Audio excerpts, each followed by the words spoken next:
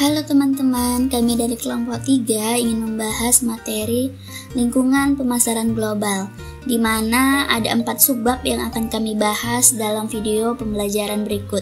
Yang pertama ada pengertian pasar global, yang kedua ada lingkungan pemasaran global, yang ketiga ada mengelola seluruh usaha pemasaran, dan yang keempat ada organisasi pemasaran. Jadi, simak video pembelajaran dari kami. Pembahasan pertama adalah pengertian pasar global.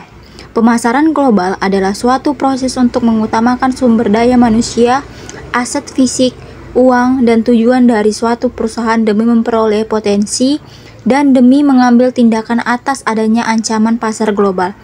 Kegiatan pemasaran juga sering disebut sebagai suatu pemasaran bergengsi yang dilakukan di seluruh dunia. Potensi peluang dalam pemasaran global ini akan selalu terbuka untuk setiap pengusaha. Yang terpenting adalah pengusaha tersebut harus mampu menuangkan inovasi dan kreativitasnya dalam mengembangkan pasar. Karena pengusaha yang kuat adalah pengusaha yang tidak akan mudah menyerah ketika ada tantangan bisnis yang begitu berat. Setiap tantangan dan kesulitan tersebut harus dijadikan sebagai satu cambukan semangat untuk para pengusaha, sehingga bisnisnya yang dijalankannya bisa semakin maju dan berkembang lebih jauh. Karakter inilah yang sudah banyak diterapkan oleh setiap pengusaha maju di Indonesia. Pembahasan selanjutnya adalah lingkungan pemasaran global. Ada sejumlah konsep kunci yang membantu para pemasar untuk merealisasikan potensi pasar global, terutama konsep strategi yang mengidentifikasi 3 elemen kunci strategi, yaitu yang pertama adalah lingkungan ekonomi global. Pemasaran global di lingkungan ekonomi merupakan penentu utama dari potensi dan peluang pasar. Mengapa? Karena indikator potensi pasar yang terpenting adalah pendapatan per kapita. Pada umumnya, kalau pendapatan meningkat, konsumen akan membelanjakan lebih banyak untuk barang-barang menurut seleranya. Secara umum, lingkungan yang dihadapi dalam pemasaran global jauh lebih kompleks dibandingkan dengan pemasaran domestik. Salah satu contoh lingkungan pemasaran global di bidang ekonomi ialah munculnya ekonomi dunia sebagai unit ekonomi yang dominan. Amerika Serikat masih merupakan negara raksasa, tetapi tidak lagi dalam posisi untuk mengatur negara lain yang sukses. Ketika negara miskin menjadi kaya, mereka beranggapan bahwa nilai mereka menentukan sukses yang mereka capai. Kekuatan global di masa lalu didasarkan atas ekspor produk dan jasa yang tidak tersedia di negara pesaing. Di masa lalu, Amerika Serikat akan mengekspor produk pertanian yang tidak dapat ditanam di negara lain, bahan baku yang tidak dimiliki oleh negara lain, dan produk berteknologi tinggi yang tidak dapat dibuat oleh negara-negara lain. Itulah kenyataan ekonomi baru, negara yang kaya semakin kaya dan yang miskin semakin kaya.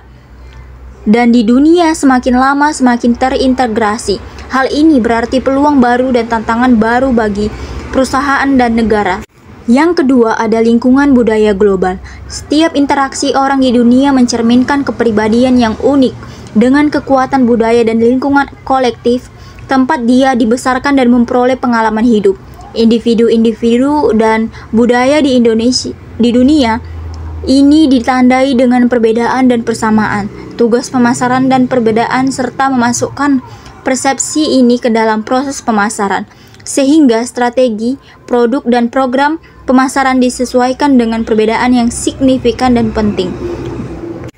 Ada beberapa informasi pokok yang perlu dimiliki oleh pemasar internasional dalam melakukan analisis budaya suatu negara adalah sebagai berikut. Yang pertama adalah perkembangan atau sejarah singkat suatu negara.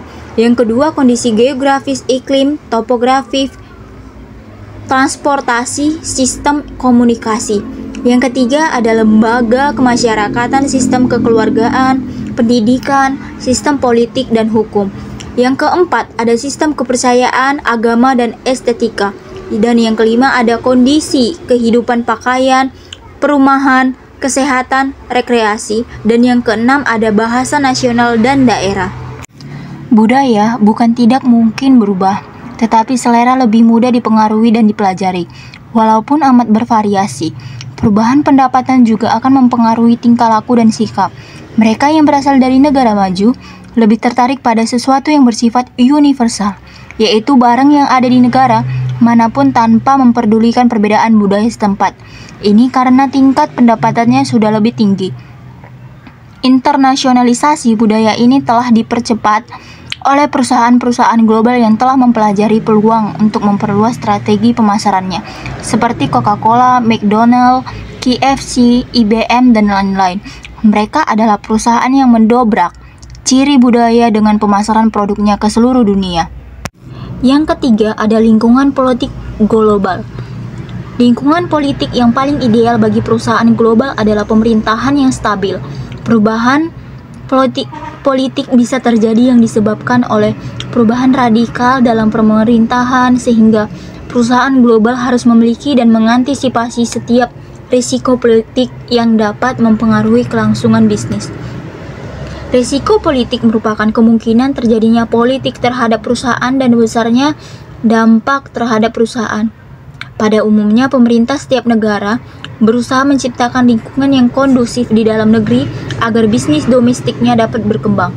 Upaya yang dilakukan dengan mengurangi hambatan perdagangan untuk menarik investasi asing dan upaya mendorong peningkatan kemampuan ekspor. Contoh lingkungan pemasaran global di bidang politik. Lingkungan politik memainkan peran krusial dalam pemasaran global. Secara signifikan mempengaruhi strategi dan keputusan perusahaan yang beroperasi di pasar internasional.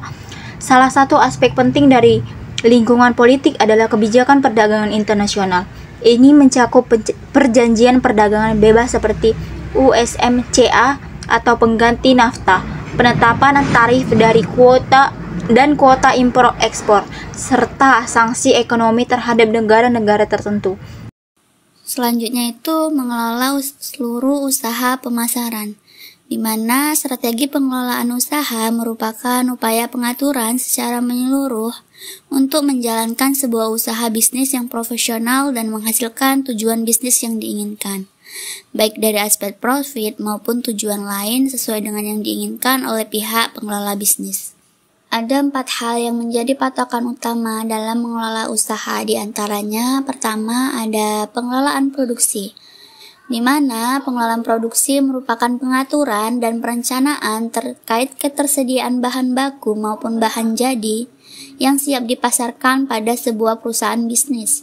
Yang kedua ada pengelolaan pemasaran, di mana pada pengelolaan pemasaran menyangkut segala bentuk perencanaan, target, serta tujuan dan hasil dari sebuah proses marketing atau pemasaran. Yang ketiga ada pengelolaan distribusi. Pada pengelolaan di bidang distribusi memegang peran dalam mendukung pengelolaan pemasaran. Meskipun pemasaran telah berjalan dengan baik, namun apabila pengelolaan distribusinya mengalami hambatan, maka pemasaran juga akan terganggu. Dan yang keempat ada pengelolaan keuangan. Pengelolaan keuangan di dalam sebuah usaha bisnis menyangkut transparansi dan pengelolaan sirkulasi keuangan sebuah perusahaan. Bagaimana keuangan perusahaan mampu dibagikan sesuai dengan anggaran yang dimiliki.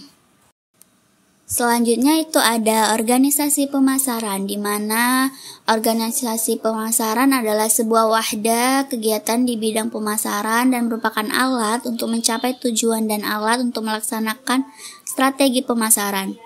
Ada 4 alasan utama perlunya suatu perusahaan menyusun organisasi pemasaran. Yang pertama itu untuk membedakan tugas dan tugas yang lainnya di bidang pemasaran, sehingga dapat meningkatkan efisiensi dari individu yang ada. Yang kedua itu untuk memberikan kemungkinan dilakukannya koordinasi atau tugas-tugas dalam usaha sehingga kegiatan yang dilaksanakan dapat efektif. Yang ketiga itu ada untuk menentukan atau memberikan batasan tanggung jawab dan wewenang yang dibutuhkan oleh tenaga yang ada di dalam melaksanakan tugas-tugasnya. Dan yang keempat, sebagai sarana atau alat untuk menyokong dan mencerminkan pelaksanaan strategi pemasaran yang menyeluruh. Kesimpulannya, Pada dasarnya, pemasaran global adalah suatu kegiatan yang dilakukan dan diikuti oleh seluruh negara di dunia. Jadi, setiap pengusaha dari seluruh negara di dunia memiliki kesempatan yang sama dalam hal memasarkan produknya dengan cara yang unik dan juga kreatif. Hal ini dilakukan demi menarik minat pelanggan atas produk yang sudah diproduksi oleh pengusaha. Dalam menjalankan bisnis apapun, suatu keahlian yang wajib harus dimiliki oleh setiap pengusaha adalah keahlian dalam hal pemasaran secara global. Hal ini tersebut akan selalu ada pada bidang ekspor dan impor produk.